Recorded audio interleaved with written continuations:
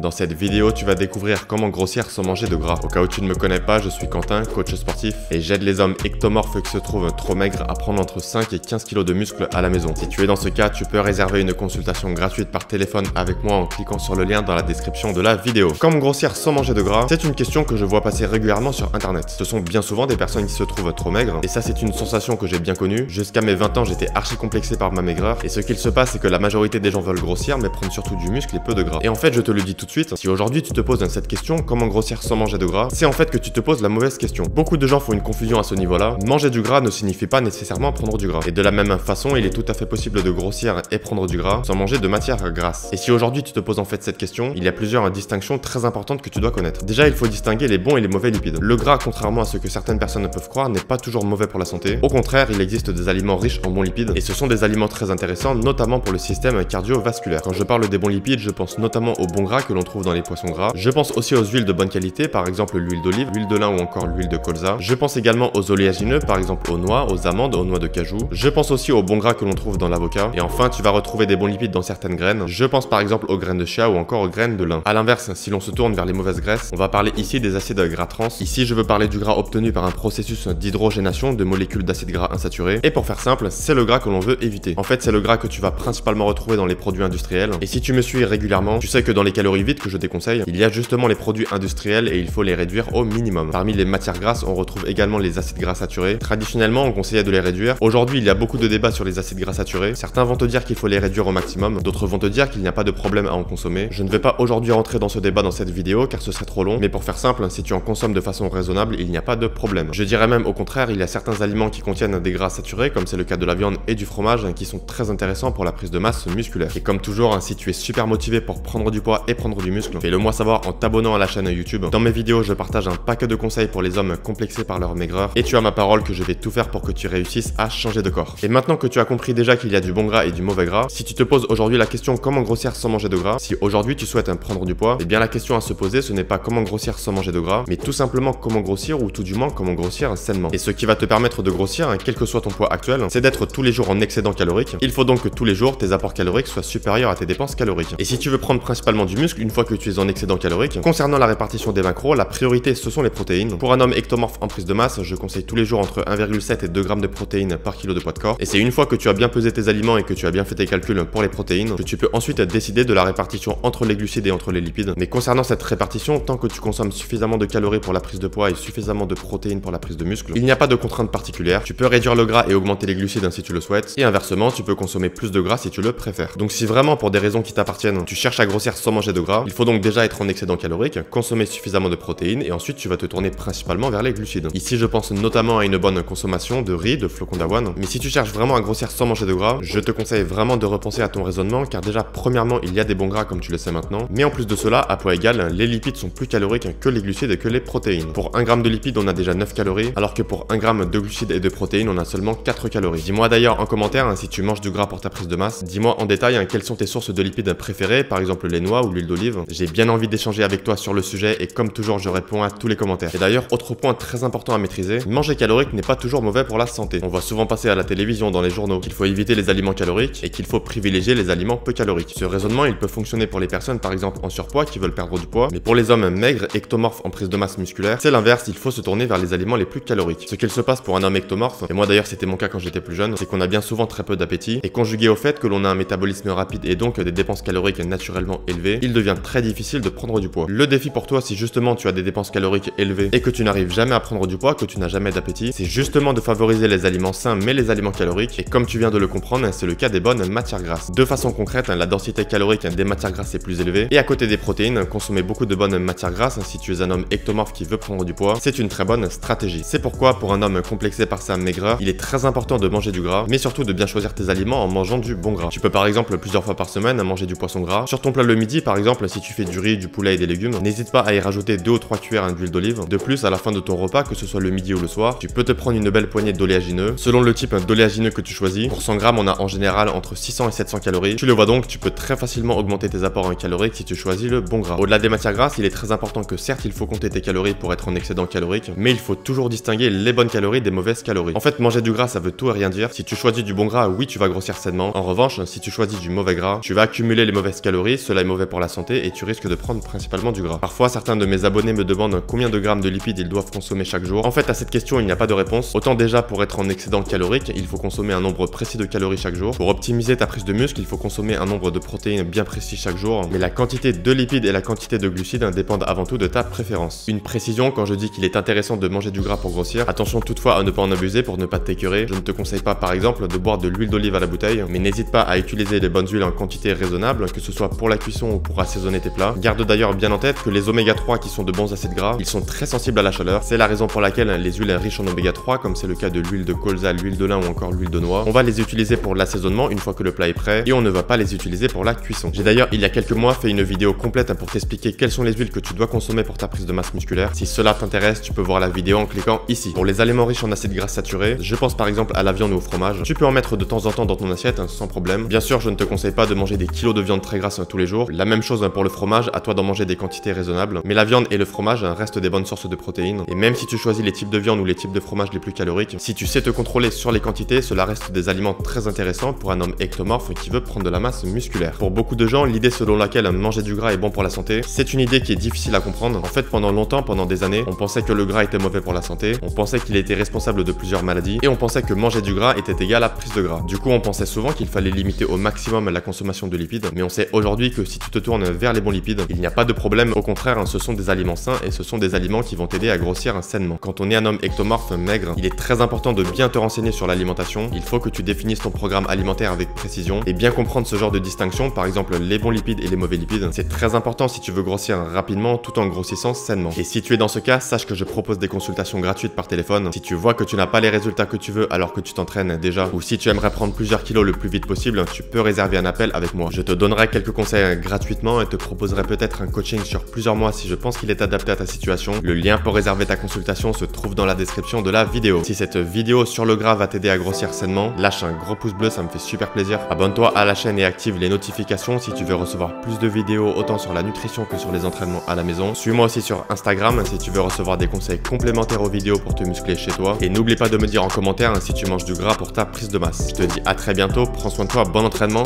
ciao.